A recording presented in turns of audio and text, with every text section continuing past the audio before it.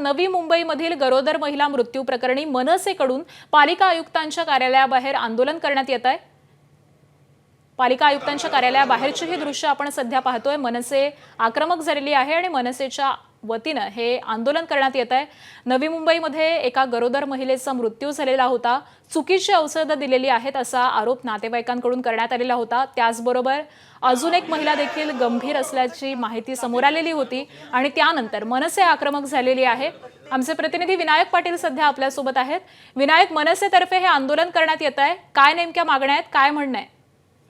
नक्कीच आपण पाहतो की काल महानगरपालिका रुग्णालयामध्ये सोनम डोंगरे या गरोदर महिलेचा मृत्यू झाला होता। बाळही स्वतः पोटामध्ये मृत्यू झाला होता आणि त्यानंतर आहे ते सर्वच पक्ष आक्रमक झालेले आहेत। आज दिवसभर आपण जर पाहिलं, शिवसेना, राष्ट्रवादी, शरद पवार गटाकडून आंदोलन केल्यानंतर आता मनसेच्या माध्यमातून महानगरपालिकेमध्ये आंदोलन सुरू आहे। मनसेला आयुक्तांच्या कॅबिनच्या बाहेर रोखण्यात आलं होतं, मात्र जबरदस्ती आयुक्तांच्या कॅबिनमध्ये घुसून त्यांनी आता या ठिकाणी आंदोलन सुरू केलेलं आहे।